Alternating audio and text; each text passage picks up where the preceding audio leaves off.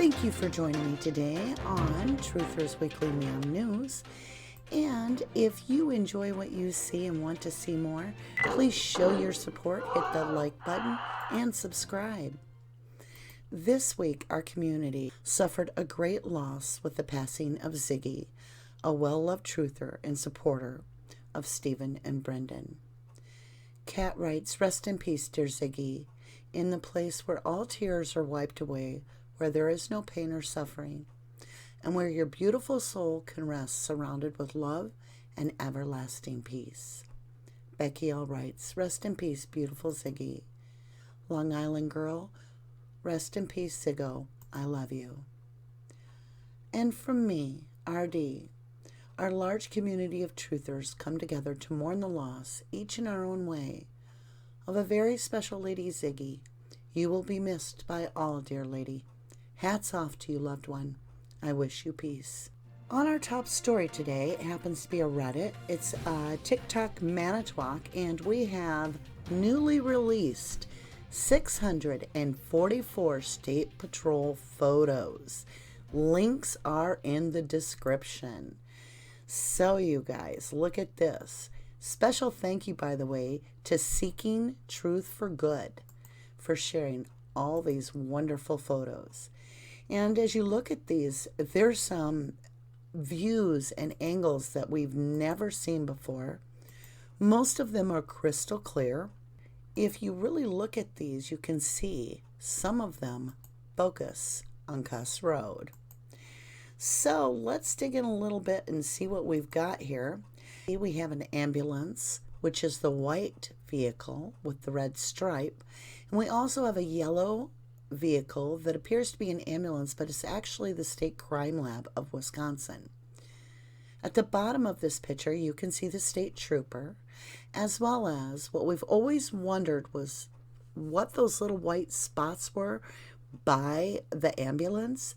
They're floodlights. 7 pairs of panties says. So you're telling me there are more photos of Cuss Road and their possible burial site with peat moss only than there are of actual bones in this case? I see Ertl on Cuss Road. Ertl says the scene was altered at the fire pit, so no photos. Ertl knows where the bones came from. Hashtag making a murderer. Ms. Tishmacher posted, "I've been combing through the release photos and came across a vehicle that seems out of place. What is it doing there? November 8th was the day the Toyota key was magically found. LE is posted up on Cuss Road and the entrance to ASY. Who was this? Hashtag making a murderer too?" And TikTok Manitowoc. This kind of looks like a white truck, which was described by a witness seeing the RAV4 in a white truck driving into the back side of the quarry. Emerging Truth says, "What is under this Cuss Road tarp area that was being lit up after nightfall? Close-ups as it progressively got darker."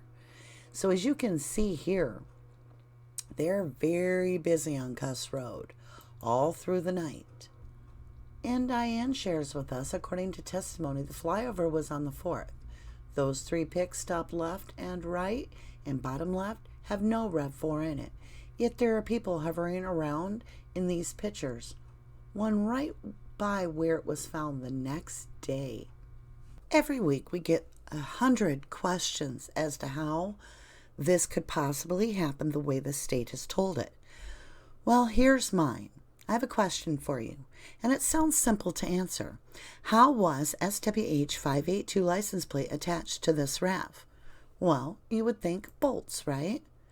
Well, let's look at this. We've got 1, 2, 3, and 4 bolt marks, including 2 bottom bolt marks. This is the front plate. As we know, the sticker would be on the back plate. So, if you look at the front of the RAV, we don't have any bottom bolt holes. There's nowhere that that license plate could have possibly attached to the bottom of this part. So, is this evidence of bolts attaching the plate in 4 places? But we don't have that on the RAV. It just doesn't add up. Nothing adds up in this case. I'm going to ask you guys, what do you think? How was this plate attached to that car? Missing keyword searches on Bobby Dassey's computer. This is also a Reddit post, which I found most interesting, and it's by TEMPTEDIOUS, examining the results from Veli's search of the Dassey hard drive for keyword terms Special Agent Fassbender believed relevant to the investigation: blood, body, bondage, bullet, cement, DNA, fire, gas, gun, handcuff, journal, MySpace, news, RAV, stab, throat, and tires. The thousands of keyword search results were contained on the Veli CD final report, which was withheld by DOJ Special Agent Fassbender, who kept the report in his possession rather than turning it over in discovery. When Zellner, after a healthy amount of gaslighting from the DOJ, finally received the Veli CD, she discovered it contained additional supplemental reports of Detective Veli. One of those suppressed supplemental reports, Exhibit A, with the previous filing, documented Fassbender's instructions to Veli. Quote, Special Agent Fassbender provided me a keyword list, and I entered the keyword list into Encase and ran the keyword search. I also took the same keyword list and ran an HTML Carver searching for keywords with web pages.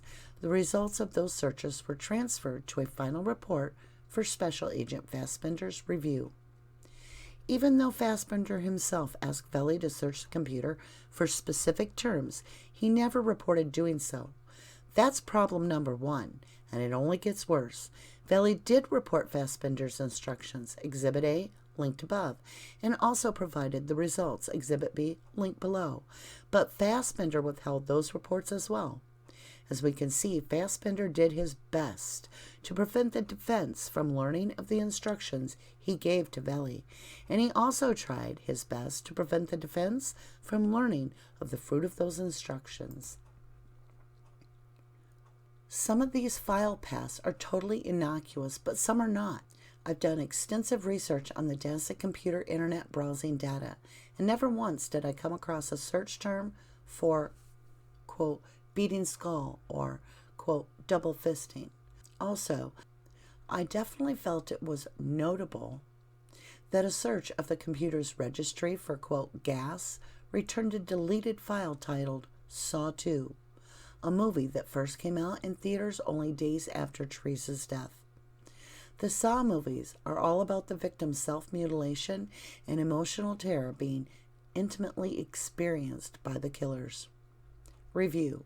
A previous post of mine details that Bobby actually referenced the Saw movies during a particularly disturbing MSN conversation on February 27, 2006, at or about 10:30 p.m.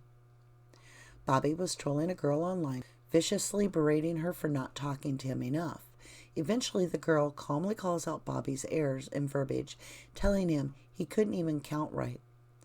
This correction results in Bobby ramping up the creep factor, telling the girl, "We're going to play a game and we're going to play it by my rules. Why don't you meet me at a warehouse? I'll be that guy on Saw."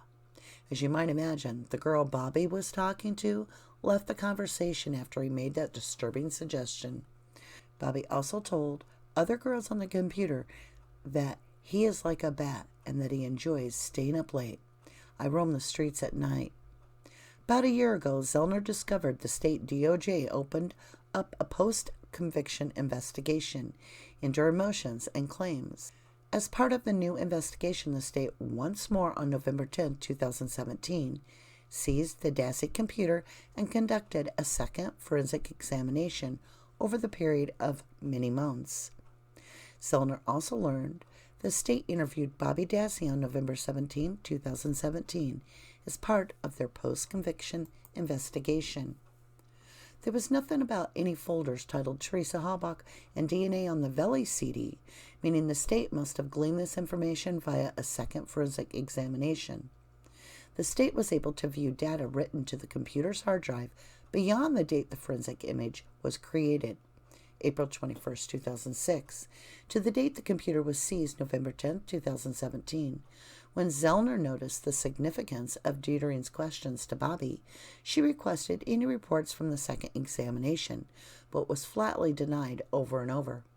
This resulted in Zellner filing a motion to compel the state to produce the results of their second forensic examination of the Dassey computer. Zellner told the circuit court, "The information about the existence of folders for Teresa, Halbach, and DNA is completely new information that is not contained on the Valley CD, disclosed to current post-conviction counsel. Obviously, the information in the folders about Ms. Halbach and DNA is material, and after this court's in-camera examination of that material should be provided to current post-conviction counsel so that Mr. Avery can establish with reasonable probability that a different outcome would have resulted at his trial if this evidence had been disclosed to his previous counsel." But did anyone notice key words that are missing? What did Fassbender forget to ask Valley to search for? How about the keywords Stephen Avery, Teresa Halbach, and maybe even Auto Trader? Wouldn't that have been prudent? I mean, Fassbender sees the computer as part of the investigation into Teresa's death.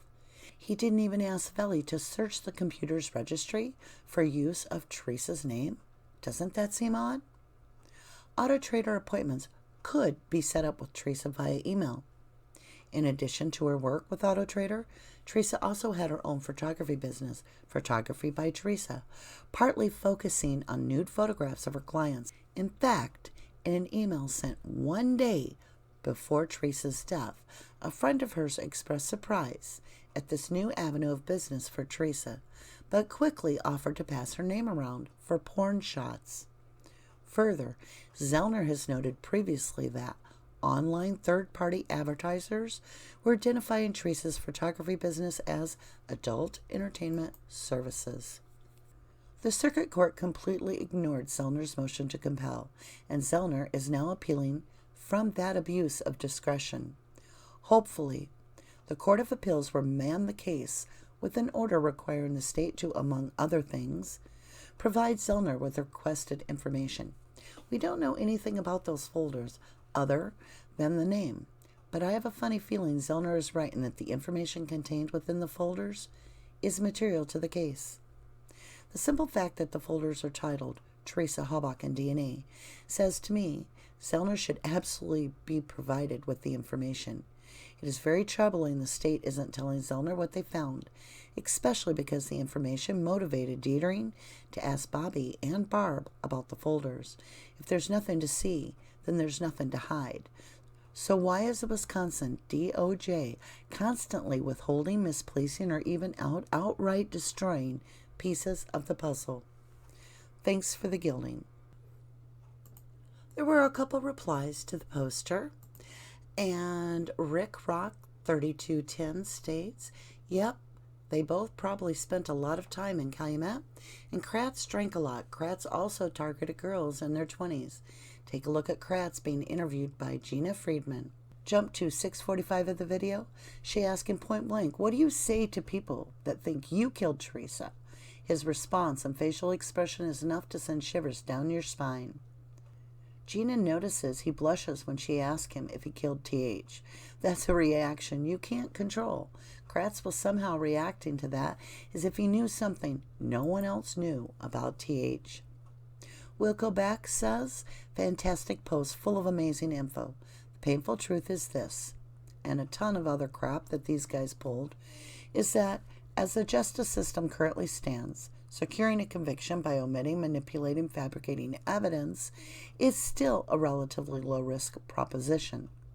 Best case, they get their conviction, it stands forever, and nobody is the wiser. Worst case is, it gets found out and the conviction doesn't stand, but nobody really pays for their actions, get immunity from misconduct, or get cleared by whomever wants to avoid the scandal, such as PL clearing the 85 clowns. Dead Good Disco says, "I still find it troubling to learn Kratz was familiar with Teresa through her personal photography business. KK Band's alibi had a photo shoot for the band in TP Studio. Could he have crossed paths at her actual place of work?" Appellate Court grants 90-day extension to DOJ. Kathleen Zellner tweeted, "All appellate courts routinely Grant extensions to both sides just means that issues raised cannot be dismissed lightly in a brief thrown together in a few weeks. Making a murder or two? Hashtag not so fast. Sapper Cop replied, but 90 days plus the 30 they've already had, there's nothing they can offer that should take 120 days to provide. Does it really take 120 days to create yet more lies? Diane responded, I'm really interested to see what they're going to say to it all. I mean, where would you even begin? So yeah, give them the 90 days. They're going to need it. And Sean Maroney says, I agree with that. Let them knock themselves out. So Rodney Reed was in the news this week as he was facing execution from death row. Rodney was granted indefinite stay of execution following a vigil. 48 hours breaking news stated the Texas Parole Board recommends delaying Rodney Reed's execution as a growing chorus of supporters point to evidence they say cast doubt on his guilt.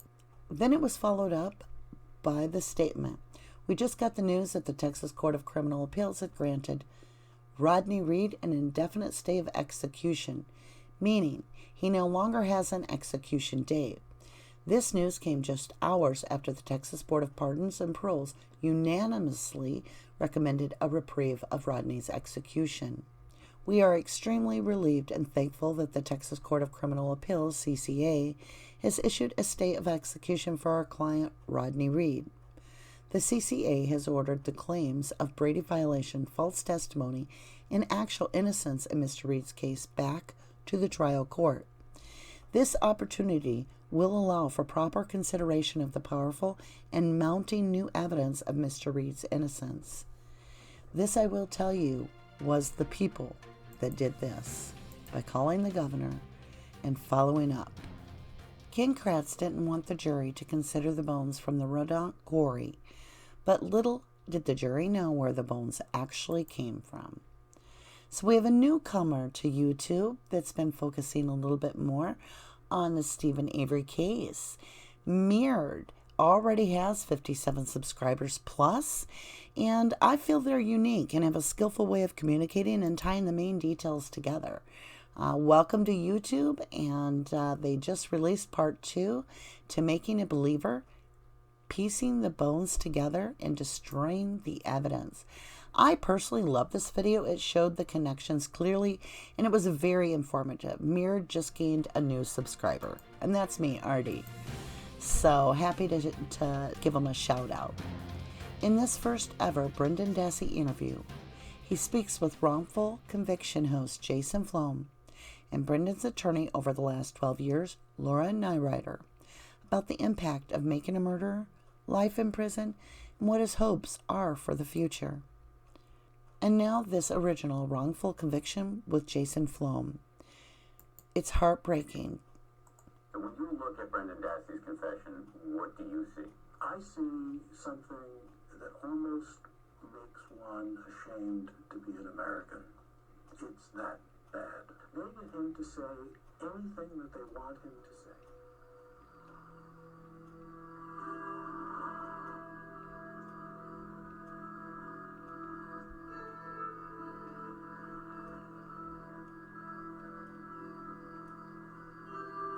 Dear people in the world, my name is Brendan Dassey. I am writing to let you know that I am innocent of the rape and murder of Teresa Halbach. I was interrogated by the police when I was 16 years old. The investigators kept telling me over and over they knew I was involved. They also told me if I just said I was involved, they would help me and then I wouldn't get in trouble. If you would like to hear more, all you would need to do is go into the description of this, and there will be the Jason Flom interview and links. There was zero DNA evidence to support Brendan Dassey's conviction. If you're a Brendan Dassey supporter, please go to www.bringbrendanhome.org, sign the petition. Just remember, Rodney Reed got a stay of execution. So Eric is Bananaman has made the news a second week with another poll, a very, very good poll. Poll for the second week from Eric is Bananaman. Poll time. It is clear from the new batch of case photos there was a lot more going on at Cuss Road than a tree stump and some peat moss. Question. Do you think there is a possibility that whatever was happening at Cuss Road was not TH case related and was just a coincidence? The choices were has to be TH related and just a big coincidence. And you know what? 103 votes, 96% said Cuss Road has to be related. List your comment down below. What do you think they found on Cuss Road? Share with us a little bit. Wouldn't the killer know how many keys he had kept? Stephen is upset on one of the jailhouse calls about the keys, quote, they allegedly found in his room. Nicole shared on Twitter, this observation by a Redditor is excellent. When @ZellnerLaw has a chance to retry this case, I believe things like this will make all the difference in proving not just Stephen's innocence, but proving framing, planting, and corruption in general. Hashtag making a murderer, hashtag Stephen Avery. So the Redditor wrote, after listening to SA Calumet County calls, there was something I noted in the first day's worth. Stephen is getting information from the TV in his cell, as well as from his family members. Every time he brings up the RAV key, he says keys, plural. He says this plural before and after Mom mentions a single key, and how it doesn't make sense. In my humble opinion, the real killer would have slipped that early. He has no clue it's one key. He keeps stating, quote, it doesn't make sense how her keys were in my room. If he were the real killer, there would have been an instance in the mixed emotions of finding out that day that he was about to be charged with murder, where he would have slipped and said key. Even an innocent man is thinking of it in my trailer. It's got to be a set of keys. Just throwing my thoughts out there. Feel free to share your thoughts in the comments below. Feel free to email your MAM news to rubberducky2005@yahoo.com. Thank you to all that contributed to sharing the news with us. And my tweet for the week was directed at Governor Evers.